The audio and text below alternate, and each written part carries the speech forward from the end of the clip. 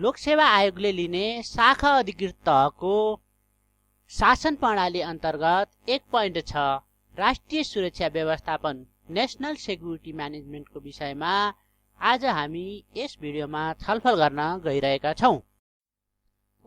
हामीले सुरक्षा भन्नाले के हो त भन्ने विषयमा छलफल गर्छौं। सुरक्षा भन्नाले संकुचित अर्थमा देशभित्रको शान्ति, सुरक्षा र राज्यलाई बाह्य आक्रमणबाट जोगाउनु भन्ने हुन्छ।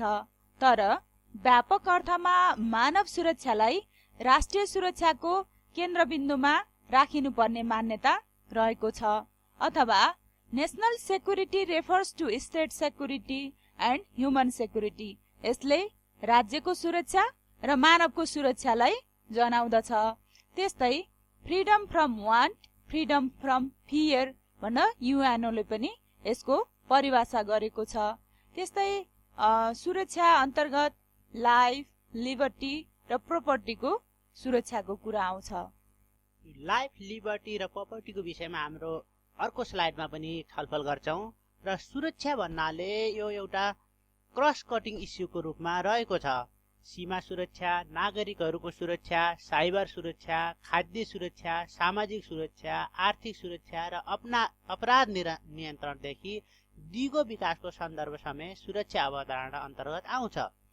राष्ट्रिय सुरक्षा व्यवस्थापन भन्नाले राज्यको सुरक्षा र मानवीय सुरक्षा हासिल गर्ने सन्दर्भमा गरिने योजना, संगठन, निर्देशन र नियन्त्रणका कार्यहरू भन्ने बुझिन्छ। सुरक्षा व्यवस्थापनका क्षेत्रहरू के हुन् त भन्ने विषयमा छलफल गर्न गइराखेका छौं।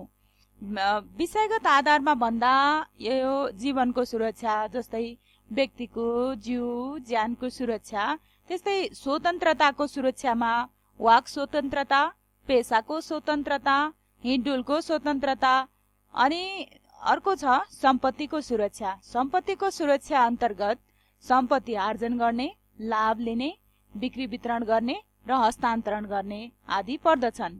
सुरक्षालाई विषयगत आधारमा 3 भागमा बाँडिए जसरी भौगोलिक आधारमा 2 भागमा बाँड्न सकिन्छ। आन्तरिक सुरक्षा, यो राष्ट्रिय स्तरको सुरक्षा, र बाह्य सुरक्षा, अन्तर्राष्ट्रिय स्तरको सुरक्षा।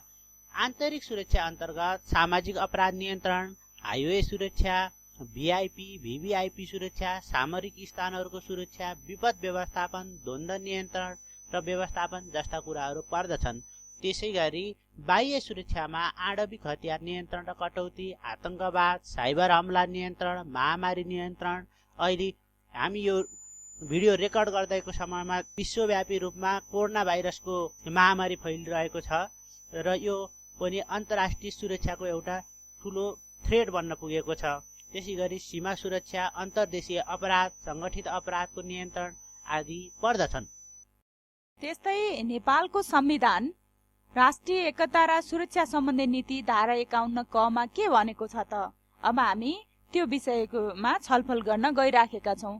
त्यसमा नेपालको स्वतन्त्रता, सार्वभौम सत्ता, भौगोलिक अखण्डता र स्वाधीनताको रक्षा भन्नु भनेको छ। त्यस्तै अर्को छ राष्ट्रिय एकता कायम गर्ने र विभिन्न जात, जाति र सम्प्रदाय बीच सहयोगात्मक सम्बन्ध विस्तार गर्ने, राष्ट्रिय सुरक्षा प्रणालीको विकास गर्ने, सर्वाङ्गीण मानवीय सुरक्षाको प्रत्याभूति गर्ने। हाम्रो संविधानले राष्ट्रिय एकता र सुरक्षा सम्बन्धी नीति अन्तर्गत नै सुरक्षा निकायहरूलाई राष्ट्रिय सुरक्षा नीतिका आधारमा सबल, सुदृढ, व्यावसायिक, समावेशी र जनहितैषी बनाउने भन्ने नीति लिएको पाइन्छ। त्यसैगरी नागरिकलाई राष्ट्र सेवा गर्न सक्षम र तत्पर बनाउने, राज्यलाई जति बेला आवश्यक पर्छ जनताले देशको सेवा गर्नको निम्ति भोलिन्टरी उनीहरूलाई तत्पर बनाउने भन्ने कुराहरू पनि नेपालको संविधानले परिकल्पना गरेको छ। त्यसैगरी रिटायर भएर बसेका कर्मचारीहरू, सैनिकहरू, प्रहरी लगायतका राष्ट्र सेवक कर्मचारीहरूको ज्ञान, सिप र अनुभव राष्ट्रको समुचित हितमा उपयोग गर्ने कुरा पनि यी राज्यको नीतिको रूपमा रहेको पाइन्छ। अब हामी नेपालको संविधानको भाग 28 राष्ट्रिय सुरक्षा सम्बन्धी व्यवस्थामा के व्यवस्था गरेको छ त त्यो विषयमा छलफल गर्न गइरहेका छौं।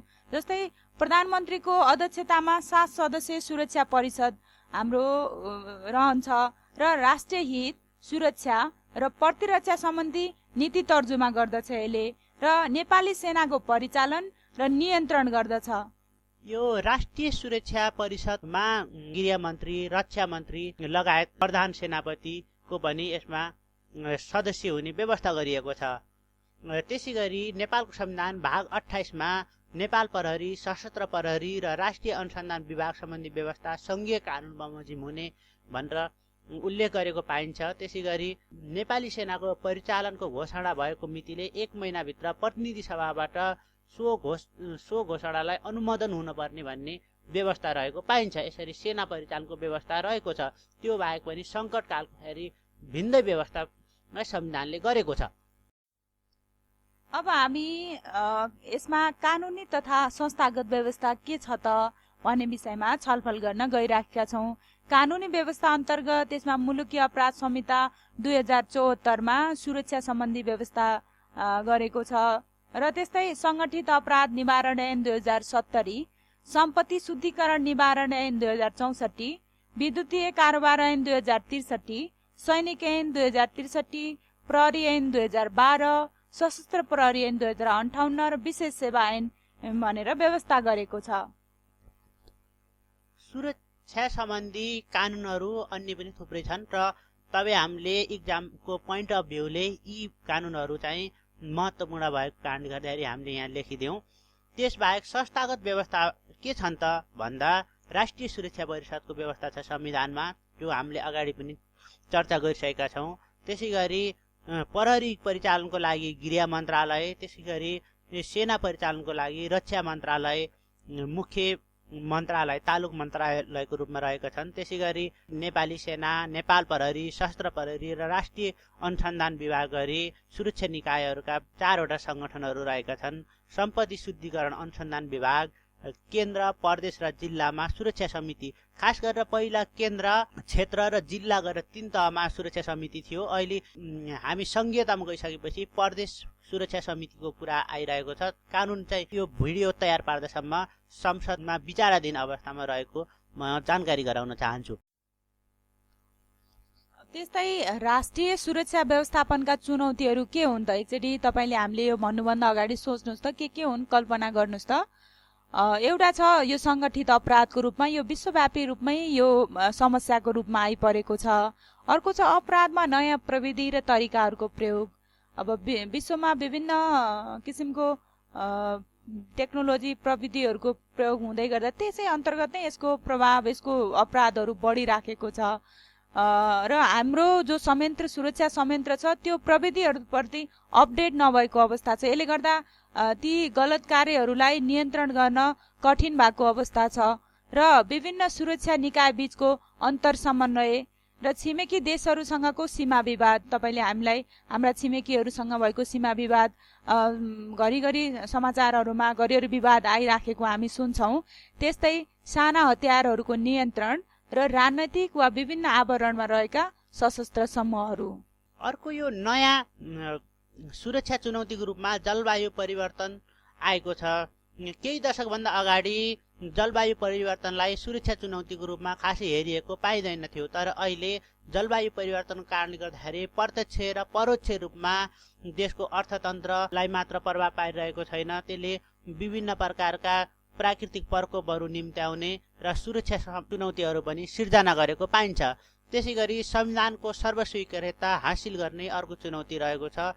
यो चाहिँ हाम्रो शासन व्यवस्थाको चुनौती, संविधानवादको चुनौतीमा पनि हामीले लेख्न सक्छौँ यो बुझ्दा। खास गरेर हामीले नाकाबन्दी पनि झेल्यौँ, महिनौसम्म तराई आन्दोलन झेल्यौँ। यो एउटा चुनौतीको रूपमा रहेको छ। तराईका दलहरू अहिले पनि संविधानलाई पूर्ण स्वीकार गरेको अवस्था छैन। भलै उनीहरूको आन्दोलन एउटा मत्थर हुन पुग्यो, लामो समयसम्म पनि आन्दोलन भइसकेपछि, त्यसलाई टिकाइराख्न गाह्रो भइसकेपछि अहिले आन्दोलनमा छैनन् दलहरू, तापनि उनीहरूको मनैदेखि उनीहरूले यो स्वीकार गरेको पाइँदैन अहिलेको संविधानलाई। त्यसै गरी जातिवाद, धार्मिक कट्टरता, क्षेत्रीयतावाद अर्को सुरक्षा चुनौतीको रूपमा रहेको छ। मानवाधिकारको विषय, यो विश्वव्यापी मानवाधिकारको विषयहरू पनि हामीले सम्बोधन गर्नुपर्ने विषयहरू छ। कतिपय द्वन्द्वका विषयहरू पनि छन्। अहिलेसम्म सत्यनिरूपण तथा मेलमिलाप आयोग गठन भएर काम भइसकेको छैन। त्यसले गर्दाखेरि कर्णेल कुमार लामा जसरी बेलायतमा छोपिए त्यसै गरेर थुप्रै हाम्रा सुरक्षा क्षेत्रका मानिसहरू भोलि बिहान अन्य देशहरूमा नपग्रेलान् भन्न सकिँदैन। र अर्को विश्व आतंकवाद भनेको यो हाम्रो देशभन्दा पनि विश्वकै एउटा साझा चुनौती, सुरक्षा चुनौतीको रूपमा रहेको छ। त्यसै गरी सरुवा रोग महामारी पनि भयावह सुरक्षा चुनौतीको रूपमा आएको हामीले पाउँछौँ। मैले अघि पनि भने कोरोनाको कुराहरू। त्यसै गरी आणविक हात हतियार यो पनि सुरक्षा चुनौतीको अर्को एउटा बुदा हो। ठुला देशहरूले पनि आफ्ना आणविक हात हतियारहरू स्टोर गरेर राखेका छन् भने उत्तर कोरिया जस्ता नयाँ र साना देशहरूले पनि नयाँ आणविक हतियार परीक्षण गर्दै जाँदाखेरि विश्व नै त्रसित बन्न पर्ने अवस्था सिर्जना भइरहेको छ। अब हामी यसको निष्कर्षमा पुगेका छौँ। सुरक्षा व्यवस्थापन सम्बन्धी सुरक्षा व्यवस्थापन बाह्य धम्कीबाट बचाई आन्तरिक मूल्यको संरक्षण गर्नु हो। राष्ट्रिय सुरक्षा व्यवस्थापन सुरक्षा सम्बन्धी रणनीति र त्यसको कार्यान्वयनको व्यावहारिक पाटोसँग सम्बन्धित छ। यसले राज्य सुरक्षा मात्र होइन, मानव सुरक्षा समेत समेट्दछ। नेपालको सन्दर्भमा सुरक्षा नीति आधारभूत रूपमा तदर्थवादी, अपारदर्शी रणनीति र प्रक्रियाद्वारा निर्देशित भएको आरोप छ। बदलिदो विश्व परिवेशका साथै विज्ञान र प्रविधिको विकाससँगै उत्पन्न सुरक्षा चुनौतीको अध्ययन, अनुसन्धान र उचित विश्लेषण गरी सुरक्षा व्यवस्थापनको प्रभावकारिता हासिल गर्न ढिलाइ गर्नु हुँदैन। र अन्तमा हाम्रो च्यानल सब्स्क्राइब गर्न चाहिँ नभुल्नुहोला र तपाईले कमेन्ट गरेर छलफलमा पनि भाग लिन सक्नुहुन्छ र कुनै सल्लाह सुझाव छन् भने पनि लेखेर सेन्ड गर्न सक्नुहुन्छ। हस्त, धन्यवाद, नमस्कार।